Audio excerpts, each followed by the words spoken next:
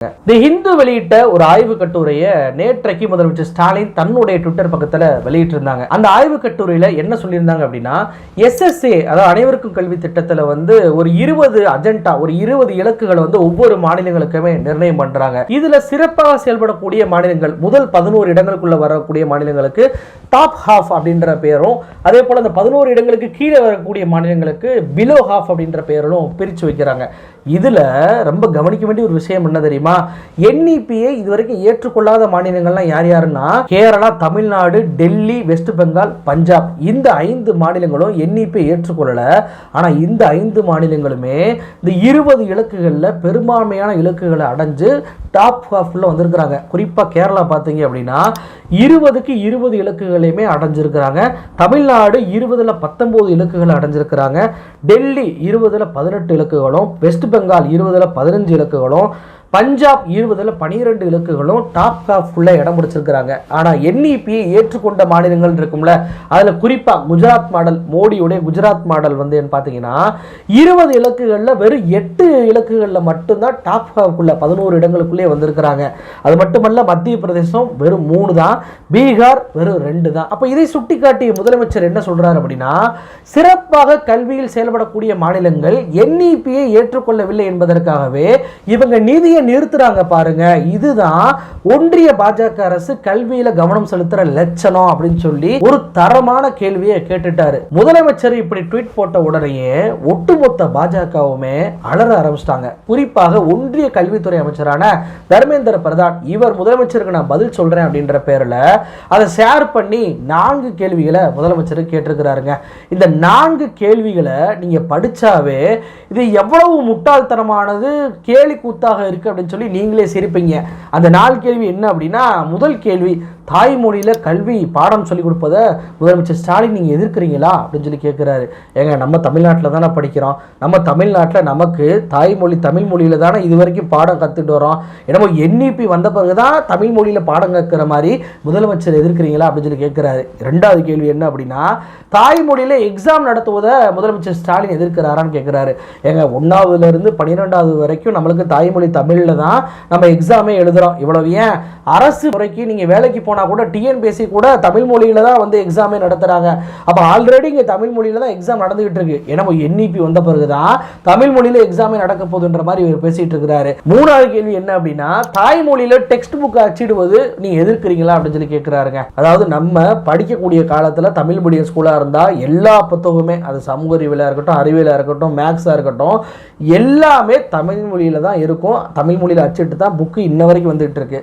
என்னமோ NEP வந்த பிறகுதான் நாங்கள் தமிழ் மொழியில புதுசாக புக்கே அடிக்க போறோம், பாருங்க உங்களுக்கு இது ஒரு வரப்பிரசாதம் சொல்ற மாதிரி இது ஒரு கேள்வியை கேட்கிறாருங்க முதலமைச்சர் கிட்ட. 4வது கேள்வி என்ன அப்படின்னா, ஒரு முழுமையான பல ஒழுக்கம் உள்ள சமமான எதிர்காலம் உள்ள எல்லாவற்றையும் உள்ளடக்கிய இன்க்ளூசிவ் ஃப்ரேம் ஒர்க்கான NEP-யை நீங்க எதிர்க்கலாமா அப்படின்னு சொல்லி கேட்கிறாரு. இந்த NEP-யே எவ்வளவு மோசமானது அப்படின்னா, 60 பக்கத்தில் இவங்க வெளியிடுறாங்க அந்த அஜெண்டாவை. அந்த 60 பக்கத்துலையுமே ஒவ்வொரு பக்கத்துலையும் ஸ்பெல்லிங் மிஸ்டேக் இருக்கு. அது மட்டுமல்ல, NEP-யை நம்ம எதிர்ப்பதற்கான 3 காரணங்கள் நான் ஏற்கனவே சொல்லியிருந்தேன். ஒன்று என்ன அப்படின்னா, மும்மொழி கொள்கையை திணிக்கிறாங்க. அதாவது தமிழ் மொழி, ஆங்கில மொழி, இருமொழி கொள்கை இருக்கக்கூடிய தமிழ்நாட்டில் இந்தியும் படி சமஸ்கிருதத்தையும் படின்னு சொல்லி திணிச்சு தமிழ் மொழியை விட்டு எப்படி வட இந்தியாவில் அவங்க மொழிகள் அழிக்கப்பட்டதோ அதே போல தமிழ் மொழியை அழிப்பதற்கான வேலை இவங்க செய்யறாங்கன்றதுக்காக எதிர்க்கிறோம். 2வது எதிர்க்கிறோம். 3வது, 5வது, 8வது படிக்கக்கூடிய பிள்ளைகளுக்கெல்லாம் இவங்க பொதுத் தேர்வை நடத்தி அந்த பொதுத் தேர்வில் தோல்வி அடைஞ்சு பள்ளிக்கூடத்தை விட்டு இவனை வெளியனுப்பணும்னு சொல்லி கொண்டு வர்றாங்க அப்படின்றக்காண்டி தான். 3வது எதிர்க்கிறோம்.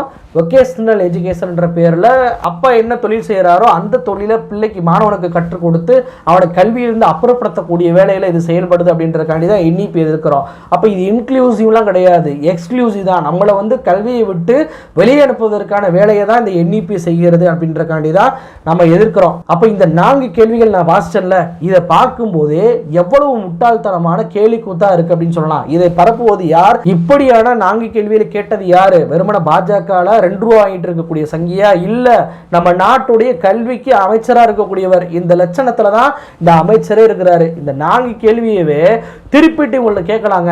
எப்படி அப்படின்னா, தமிழ் மொழி தாய்மொழியில் நாங்கள் கல்வி கற்பது உங்களுக்கு பிடிக்கலையா? தமிழ் மொழி தாய்மொழியில் இங்கே எக்ஸாம் நடத்தப்படுவது உங்களுக்கு பிடிக்கலையா? தமிழ் மொழி தாய்மொழியில் இங்கே புத்தகங்கள் அச்சிடுவது உங்களுக்கு பிடிக்கலையா? எல்லாத்தையும் ஹிந்தி சமஸ்கிருதம் மாற்றணும்னு நினைக்கிறீங்களா அப்படின்னு சொல்லி திருப்பி கேட்கணும் போல இருக்கு. இதில் இன்னொரு கொடுமையான விஷயம் என்ன தெரியுமா? இந்த NEP 2020 என்பது எல்லோர்ட்டையுமே ஒய்டு கன்சல்டேஷன் பண்ணதுக்கு அப்புறம் தான் வந்து கொண்டு வரப்பட்டுச்சு. இதை போய் நீங்கள் எதிர்க்கலாமா அப்படின்னு சொல்லி கேட்குறாருங்க. அதாவது இந்த NEP 2020 இந்த பேரிலேயே வந்து இது அம்பலப்பட்டு போயிடும். ஏன்னா COVID-19 பீரியட்ல தான் இந்த புதிய தேசிய கல்விக் கொள்கையை கொண்டு வந்தாங்க.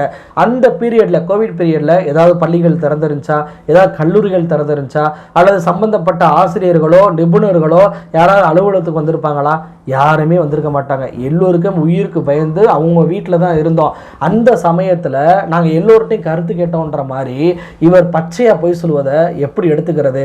யார்கிட்டையுமே கருத்தை கேட்காம வெறும் RSS காரங்கிட்ட மட்டும் கருத்தை கேட்டுக்கிட்டு கல்வியிலிருந்து பிள்ளைகளை அப்புறப்படுத்தக்கூடிய இந்த NEP-யை தமிழ்நாட்டில் திணிக்கணும்னு சொல்லி எவ்வளவு போராட்டம் பண்றாரு பாருங்க. அது மட்டுமல்ல, இந்த 4 கேள்வியை கேட்டுட்டு இன்னொரு விஷயத்தை இவர் சொல்றாரா. அதாவது என்ன சொல்றாரு? உங்களுடைய சுய அரசியல் காரணத்துக்காக பிள்ளைகளுடைய மாணவர்களுடைய வாழ்க்கையில் விளையாடாதீங்க அப்படின்றாரு. உண்மையிலே மாணவர்களுடைய வாழ்க்கையில் விளையாடுவது யாரு? தங்களுடைய சுய அரசியலான NEP-யை நீங்க ஏற்றுக்கொண்டால் மட்டும்தான் SSA நிதியை உங்களுக்கு கொடுப்பேன், மாணவர்களுக்கு பாடம் சொல்லி கொடுக்கக்கூடிய அந்த நிதியை நான் கொடுப்பேன்னு சொல்லி நிர்பந்தம் பண்ணி மாணவருடைய வாழ்க்கையில் விளையாடுவது யாரு? திமுகவா பாஜகவா? இப்படிப்பட்ட மிக மோசமான கேவலமான முட்டாள்தனமான 4 கேள்விகளை பெருமையா ஷேர் பண்ண தமிழிசை ஒரு ஃபிட்டிங் ரிப்ளைவா. அதாவது வெறும் தமிழிசை மட்டும் கிடையாது, பாஜகவினரும் என்ன பண்றாங்க, முதலமைச்சர் போட்ட ட்விட்டை ஷேர் பண்ணி நாங்க பதிலடி கொடுக்குறோம் அப்படின்னு சொல்லி அண்ணாமலை அறகுறையா எடுத்து வந்த டேட்டாவை ஒரு போட்டோவா மாத்தி வெளியிடுறாங்க. அந்த போட்டோவை உங்களுக்கு காமிக்கிறேன் பாருங்க. இதுல பாஜகவினர் என்ன சொல்றாங்க அப்படின்னா, பாருங்க முதலமைச்சர் வந்து பொய்ய சொல்றாரு நிதி கொடுக்கலன்னு சொல்லி. ஆனா SSA திட்டத்தின்படி ஒவ்வொரு வருஷமும் ஒன்றிய பாஜக அரசு பணம் கொடுத்துட்டு தான் வர்றாங்க அப்படின்ற ஒரு டேட்டாவை காமிக்கிறாங்க. அதுல 2019 இருந்து 2024 வரைக்கும் ஒவ்வொரு வருஷத்துக்கும் இவ்வளவு நிதியை கொடுத்துருக்கோம் அப்படின்னு சொல்லி சொல்றாங்க. ஆனால் இதில் தான் பாஜக சங்கிகள் அம்பலப்பட்டு போயிட்டாங்க. என்ன அப்படின்னா, இப்போ நம்ம நிதி கேட்குறோம் தெரியுமா, இந்த நிதி என்பது 2024லேருந்து 25க்கான நிதி.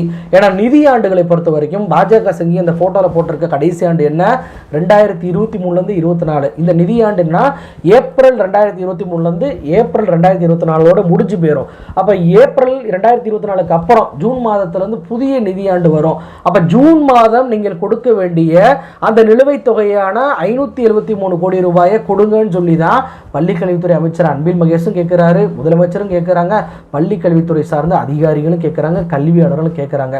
ஆனா இந்த பாஜக சங்கிகள் என்ன பண்றாங்க பாருங்க, வருஷம் கொடுத்துக்கிட்டு தான் இருக்காங்க. முதலமைச்சர் தான் பொய் சொல்றாருன்னு சொல்லி ஒரு போட்டோவை பரப்புறாங்க. அந்த போட்டோல கூட 2024 to 25க்கான நிதி எவ்வளவு பாஜக ஒதுக்கி இருக்கின்ற விஷயமே இல்லை. அப்போ இங்க பணம் வந்து கொடுக்கல ஒதுக்கல என்பதை பாஜக சங்கிகளே தமிழ்நாட்டு மக்கள்கிட்ட மோடியை அம்பலப்படுத்தி விட்டாங்க. இது மட்டும் இல்லைங்க, தர்மேந்திர பிரதான் என்ன சொல்றாரு ட்விட்டர் பதிவுல, தாய்மொழியில கல்வி கற்பதை NEP ஊக்கப்படுத்துது அப்படின்றாரு. ஒட்டுமொத்த சங்கிகளுடைய பிரச்சாரமும் இதுதான். ஆனா இந்த NEP வந்துச்சு அப்படின்னா தாய்மொழியான தமிழ் மொழியில கல்வி கற்பதை நிறுத்தப்படும் அப்படின்றத ஒரு RTI அமல்படுத்தி விட்டுருக்கு.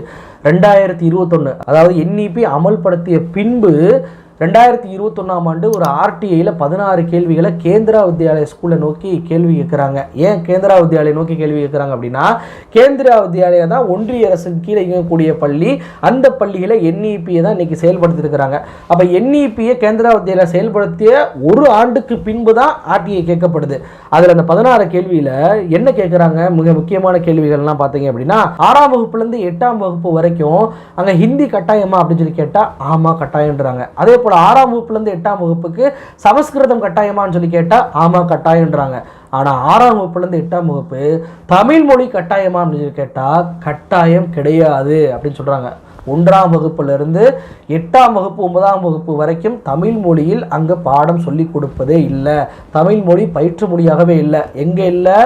NEP செயல்படுத்தக்கூடிய கேந்திரா வித்யாலயாவில் இல்லை. அது மட்டும் இல்லைங்க, நமக்கு 1ஆம் வகுப்புலேருந்து 12ஆவது வரைக்கும் பார்த்தீங்கன்னா தமிழ்னு ஒரு சப்ஜெக்ட் இருக்கும். அதில் நம்ம எவ்வளோ மார்க் வாங்குறோன்றதெல்லாம் இருக்கும்ல. அந்த தமிழ் சப்ஜெக்ட் கேந்திரா வித்யாலயா இருக்கா அப்படின்னு சொல்லி கேட்ட கேள்விக்கு இல்லைன்னு இருக்கிறாங்க. அதாவது தமிழ் பயிற்று தான் வைக்கப்படலை, தமிழ் பாடமாக இருக்கான்னு பார்த்தா தமிழ் பாடம் கூட கேந்திரா வித்யா பள்ளியில் இல்லை. சரி, தமிழ் மொழி தான் இல்லை, இவங்க மும்மொழி கொள்கையில் என்ன சொல்றாங்க, 3 மொழிகளுங்க, உங்களுடைய சாய்ஸ் தாங்க, நீங்களே முடிவு பண்ணிக்கலாம், நாங்கள் திணிக்கலாம் இல்லைன்னு சொல்றாங்கல்ல. அப்படி ஏதாவது வேற மொழிகள், கிளாசிக்கல் லாங்குவேஜ், தெலுங்கா இருக்கலாம், மலையாளமா இருக்கலாம், கர்நாடகாவா இருக்கலாம், அல்லது வேற வேற மொழிகளா இருக்கலாம், இப்படிப்பட்ட மொழிகள் ஏதாவது கேந்திரா வித்யாலயா சொல்லி கொடுக்குறீங்களா அப்படின்னு சொல்லி கேட்டதுக்கு இல்லை அப்படின்னு சொல்லி வந்திருக்கு. அப்போ இவங்க மும்மொழி கொள்கையில இதெல்லாம் வந்து உங்களுக்கு சாய்ஸ் தாங்க, நீங்க சாய்ஸா எடுத்துக்கலாங்க, ஹிந்தி படிக்கணும்னா இல்லைங்க, அதுல ஒரு ஜெர்மனி மொழி கூட நீங்க கத்துக்கலாங்கன்னு சொல்வது பச்சை பொய் என்பது இதிலிருந்து தெரிஞ்சுக்கலாம். ஹிந்தி சமஸ்கிருதம் மட்டுமே கட்டாயமாக கேந்திரா வித்யாலயா, எந்த கேந்திரா வித்யாலயா, NEP புதிய தேசிய கல்வியை அமல்படுத்தி உள்ள கேந்திரா வித்யாலயா சொல்லித்தரப்படுகிறது அப்படின்னு சொல்லி இதன் மூலமாக, இந்த RTI மூலமாக தெரிஞ்சுக்கலாம். இதை விட ரொம்ப முக்கியமானது என்ன அப்படின்னா, அதில் கேட்குறாங்க என்ன கேள்வி, தமிழ் டீச்சர் எத்தனை பேர் இருக்கிறாங்க கேந்திரா வித்யாலயா அப்படின்னு சொல்லி கேட்கும்போது ஒரு டீச்சர் கூட இல்லைங்க. தமிழ்நாட்டில் இருக்கக்கூடிய ஒரு பள்ளிக்கூடம், அந்த பள்ளிக்கூடத்தில் தமிழ் மொழி கற்றுத்தரப்படவே இல்லை, தமிழ் பாடமும் இல்லை, தமிழ் டீச்சர் ஒருத்தருக்கு கூட வேலை என்பது கொடுக்கப்படலை. ஆனால் அதுவே ஹிந்தி டீச்சர் எவ்வளவு இருக்கிறாங்கன்ற கேள்விக்கு 109 பேர் இருக்கிறாங்கன்னு சொல்லி பதில் கொடுத்துருக்குறாங்க.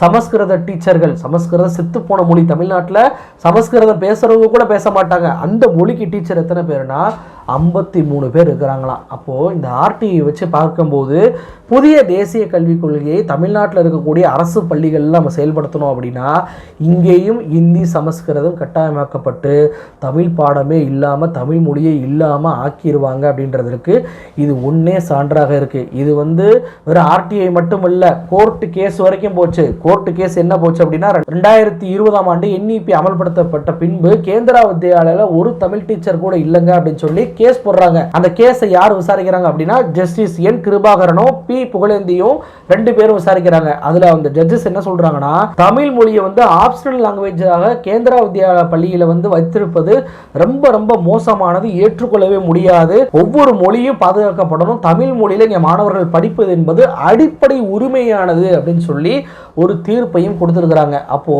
வெறுமன RTI கூட ஏதோ பொய்யான RTIன்னு சொல்லி இவங்க போயிடலாம். ஏன்னா RTI கொடுப்பதே ஒன்றிய அரசு தான், அதை கூட பொய்யான RTIன்னு சொல்லிடலாம். ஆனா இங்க கோர்ட்லயே தமிழ் டீச்சர் என்பவர்கள், தமிழ் மொழி என்பதும் கேந்திரா வித்யாலயா இல்லை அப்படின்னு சொல்லி தீர்ப்பே கொடுத்துருக்குறாங்க அப்படின்றத நம்மளால பார்க்க முடியுது. அப்போ தேசிய கல்விக் கொள்கையை ஏற்றுக்கொண்டா நமக்கு இதுதான் நிலைமையாகும்.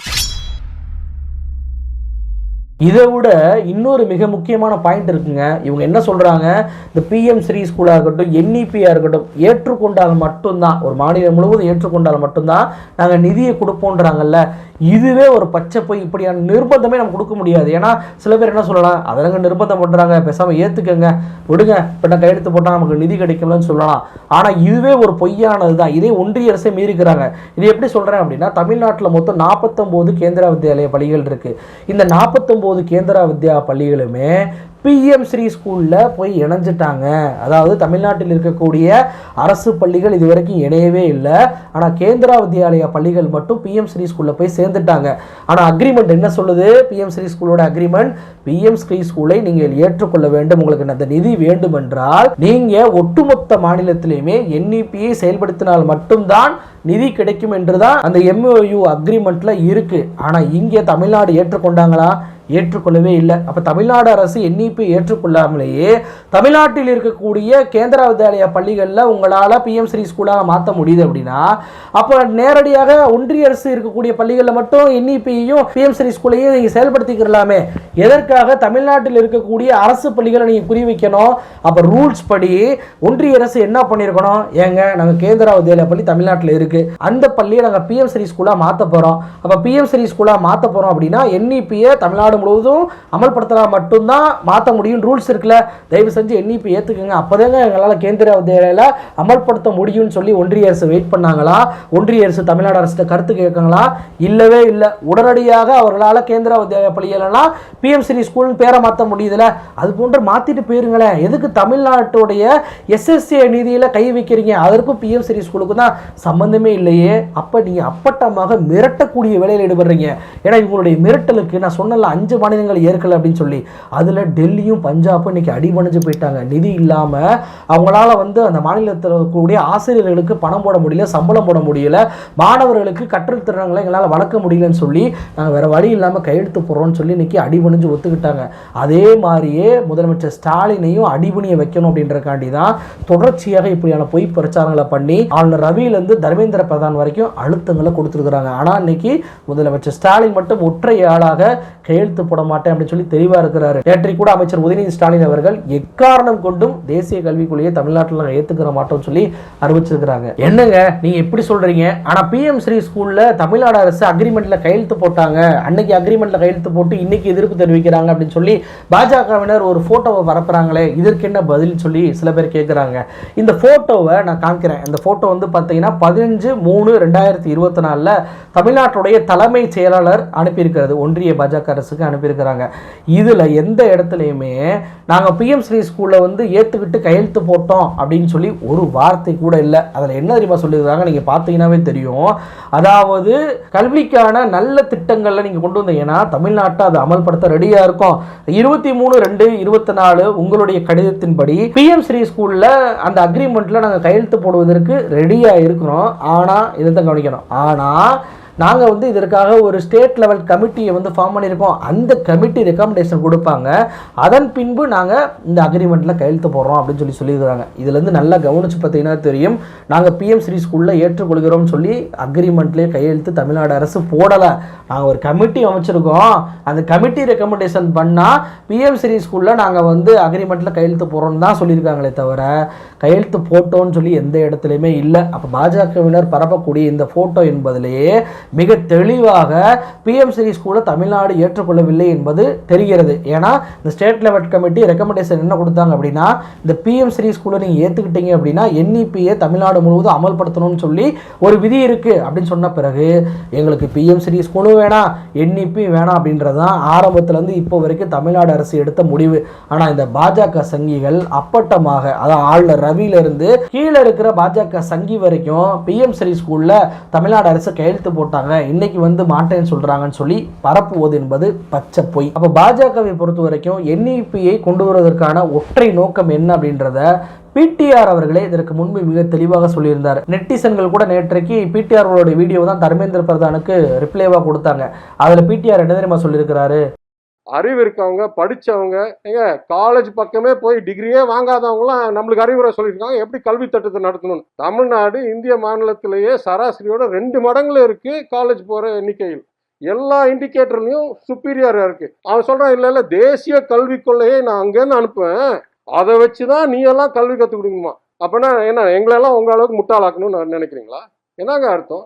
எப்பெல்லாம் தமிழ்நாடு நல்ல இடத்துல இருக்கோ அப்பெல்லாம் சொல்லுவாங்க, இல்லை ஒரே நாடு ஒரே வழிதான், ஒரே விதிமுறை தான், உனக்கெல்லாம் விதிவிலக்கு கிடையாது, நான் சொல்ற ஆணை, நான் இறைவன் அளவில் இருக்கிறேன், நான் தான் நாட்டின் தந்தை என்ற அளவுக்கு இப்ப பீத்த ஆரம்பிச்சிட்டாங்க. அதாவது வட மாநிலங்கள் கல்வியில முன்னேறாம இருக்கிறாங்க. நான் ஏற்கனவே சொன்னேன்ல 20 பேராமீட்டர்ஸ்ல எல்லாமே கீழே இருக்கு வடநாடு அப்படின்னு சொல்லி. அதே மாதிரி வளர்ந்த தமிழ்நாட்டையும் கீழே கொண்டு வருவதற்காக தான் இந்த என்இபி திட்டத்தையே இவங்க கொண்டு வந்திருக்கிறாங்க அப்படின்றது தான் பிடிஆர் அவர்கள் சொல்லக்கூடிய விஷயமா இருக்கு. அது மட்டுமல்ல, நேற்றைக்கு லாங்குவேஜ் பார்லிமெண்ட் கமிட்டி, அந்த கமிட்டிக்கு தலைவராக அமித்ஷா தான் இருக்கிறாரு. அந்த அமித்ஷா என்ன தெரியுமா சொல்லியிருக்கிறாரு, இந்தி மொழியை தான் இந்தியா முழுவதும் கொண்டு வர போகிறோம், எல்லா டெக்னாலஜிலையும் இந்தி மட்டும்தான் வரப்போகுது, எல்லா பிற மொழிகளுமே இந்தியை ஏற்றுக்கொண்டு தான் ஆகணும் அப்படின்னு சொல்லி பேசி இருக்கிறாருங்க. அதாவது ஒரு பக்கம் தர்மேந்திர பிரதான் தமிழ் மொழி தாய்மொழியில கல்வி கற்பதை முதலமைச்சர் இருக்கிறாரான்னு கேள்வி இருக்கிறாரு, இன்னொரு பக்கம் அமித்ஷா ஹிந்தியை நீ ஏற்றுக்கொண்டு தான் ஆகணும்னு சொல்லி சொல்றாரு. ஆக இப்படியான ரெட்ட வேடம் போட்டு நம்ம ஏமாற்றி எப்படியாவது என்இபியில கையெழுத்து போட வச்சு இங்கே தமிழ் மொழியை அழைச்சு, உத்தரப்பிரதேசத்தில் எப்படி பல்வேறு மொழிகள் அளிக்கப்பட்டு இன்னைக்கு இந்தி பேசும் மாநிலமாக அது மாறி இருக்கிறதோ, அதே போல நம்மையும் இந்தி பேசும் மாநிலமாக மாற்றி நம்ம கிட்ட இருக்கக்கூடிய நல்ல பாடத்திட்டங்களை எல்லாம் மாற்றி, புல்புல் பறவையில சாவர்கர் பிறந்தாரு, மோடி அவர்கள் முதலையோட சின்ன வயசுல விளையாண்டாரு, பாபர் மசூதி என்பது இடிக்கப்படவே இல்லை, அப்படி ஒரு கட்டடமே இல்லை, காந்தி எப்படி கொலை செய்யப்பட்டார் என்பது தெரியாது, நாட்டுடைய சுதந்திர போராட்ட வரலாறு என்பது மாணவர்களுக்கு தெரியாம போயிடும். இப்படி ஒரு மட்டமான ஒரு பாடத்திட்டமான என்இபியை நம்ம தமிழ்நாட்டை திணிச்சு தமிழ்நாட்டை அழிப்பதற்கான வேலைகளை தான் இந்த ஒன்றிய பாஜக அரசு செயல்படுறாங்க. முதலமைச்சர் அவர்கள் பஞ்சாபை போலவோ டெல்லியை போலவோ அடிபணிந்து விடக்கூடாது. இவர்கள் கொடுக்காத இந்த நிதியை கேட்டு பெறுவதற்கு உச்சநீதிமன்றம் வரைக்குமாவது போய் போராட்டம் பண்ணுங்க. அதுபோக தமிழ்நாட்டு மக்களுக்குமே நான் என்ன சொல்றேன் அப்படின்னா, இந்த NEP-யை நல்ல திட்டம் அப்படின்னு சொல்லி பாஜகவினர் பரப்பக்கூடிய வதந்திகளை ஒருபோது நம்பிடாதீங்க. NEP-யை தமிழ்நாடு அமல்படுத்தினால் தமிழ்நாட்டுடைய கல்வித்துறை என்பது நாசமாயிரும். நாமும் வட இந்தியாவை போல பின்தங்கிய மாநிலமாக மாறிடுவோம் அப்படின்றதான் நம்மளுடைய பார்வையாகவும் வேண்டுகோளாகவும் இருக்கு. நன்றி.